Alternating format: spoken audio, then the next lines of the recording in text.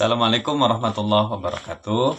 Kenalkan, nama saya Adi Fauzi Rahmani dari kelas A39, nomor induk mahasiswa 2281131931923. Pada kesempatan kali ini saya akan mencoba menjelaskan tentang toharoh dan jenis-jenis najis menurut mazhab Imam Syafi'i. Toharoh secara bahasa artinya bersih, sedangkan menurut istilah adalah menghilangkan hadas atau najis agar sah melakukan ibadah. Dalam mazhab Syafi'i, kebersihan adalah kunci sahnya dari sholat. Secara afektif kita belajar bahwa menghadap Sang Pencipta membutuhkan kesucian lahir dan batin. Dalam mazhab Imam Syafi'i juga disampaikan bahwa najis itu terdiri dari 3 macam. Yang pertama ada najis mukhafafah, najis mutawasitoh, dan najis mughaladoh. Najis mukhafafah adalah najis yang ringan, yang cara membersihkannya cukup diciprati air saja. Yang kedua, najis mutawasitoh, perlu dicuci agar hilang najisnya. Dan yang ketiga, najis mughaladoh, ini secara ta'abudi kita laksanakan menggunakan 7 kali bilasan, dan bilasan yang pertamanya menggunakan tanah. Bagaimana cara membersihkannya? Nanti kita akan praktikkan bersama-sama.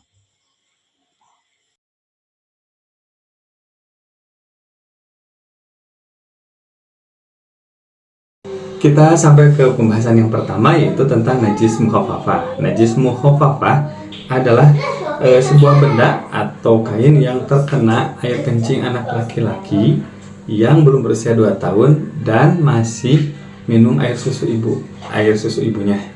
Jadi belum mengkonsumsi makanan yang lainnya.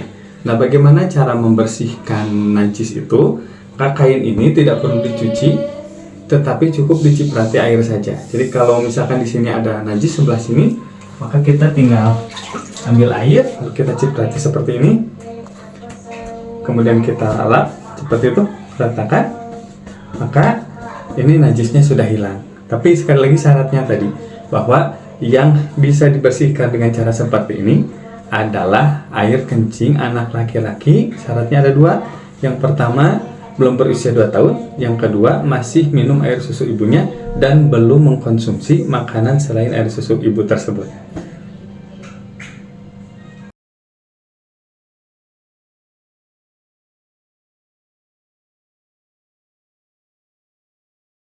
Baik, kita sampai ke pembahasan yang kedua, yaitu najis mutawasito.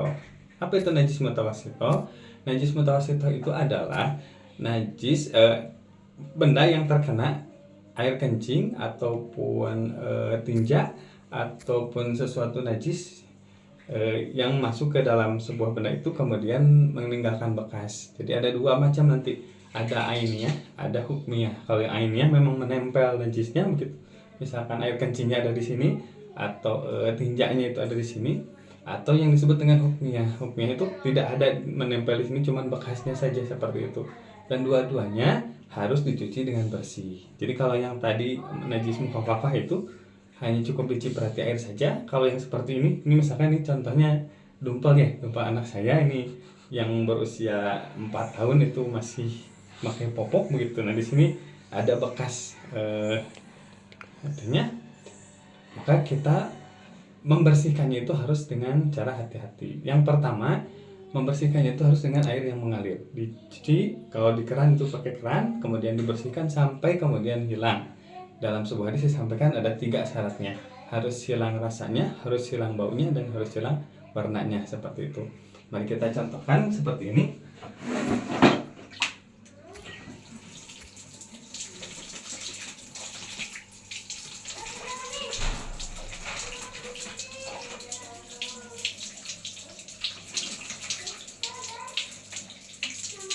Kalau masih belum hilang seperti ini, boleh dibantu dengan sabun begitu ya.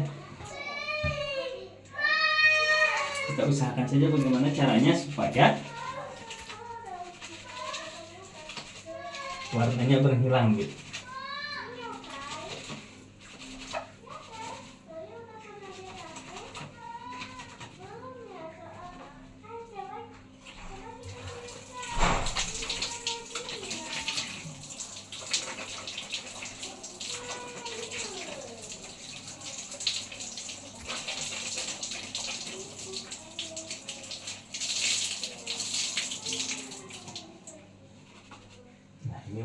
sudah mulai memudar meskipun belum hilang ya.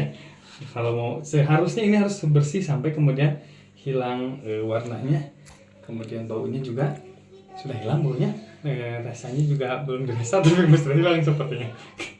Nah ini adalah contoh bagaimana kemudian kita harus membersihkan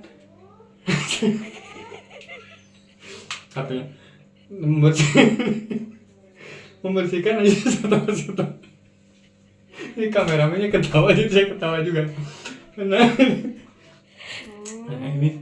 ini yang bisa kita lakukan kalau kita menghadapi najis yang mutawasito seperti itu. Harus dibersihkan sampai kemudian hilang nodanya sehingga kita bisa memakainya kembali. Ini juga sebagai sebagai pembuktian bahwa kalau kita mau sholat kemudian kita menggunakan ini juga harus membersihkannya dengan sungguh-sungguh gitu. Sehingga kemudian ada pahala juga dari sana, pahala kesungguh-sungguhan kita untuk membersihkan itu. Oke, itu pembahasan yang kedua.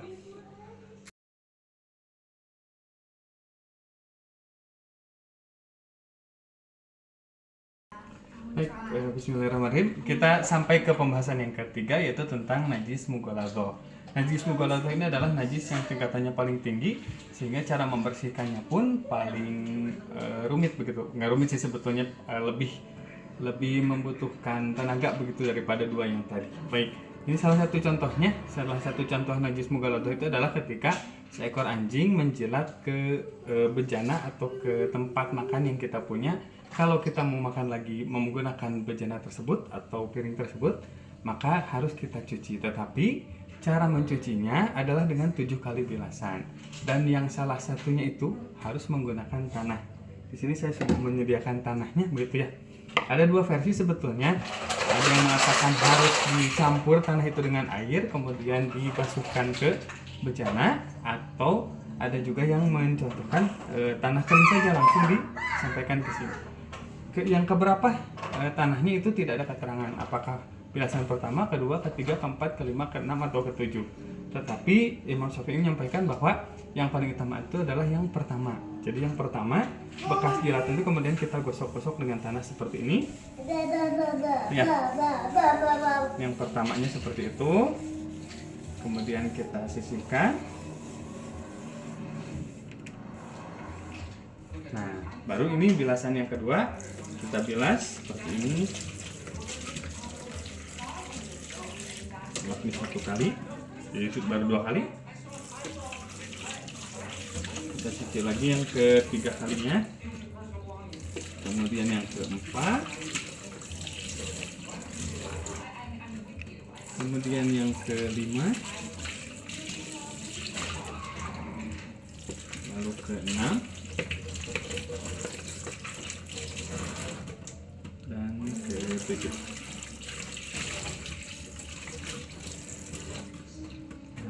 Inilah cara membersihkan najis mughaladhah ketika piring atau bejana kita terkena air liur anjing.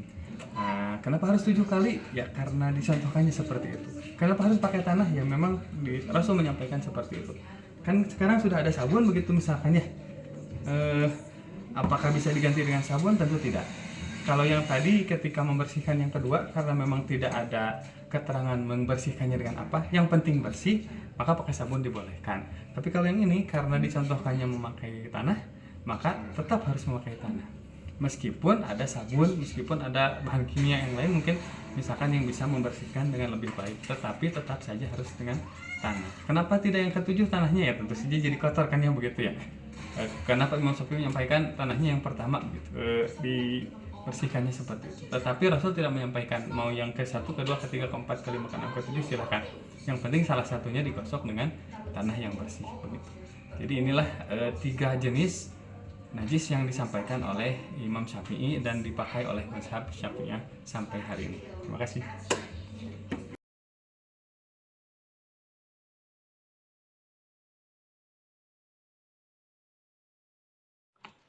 Baik, berikutnya kita akan lanjut ke evaluasi. Silahkan Anda simak flashcard berikut. Simak pertanyaannya, kemudian jawaban akan kami tampilkan 10 detik setelah Anda membaca pertanyaannya.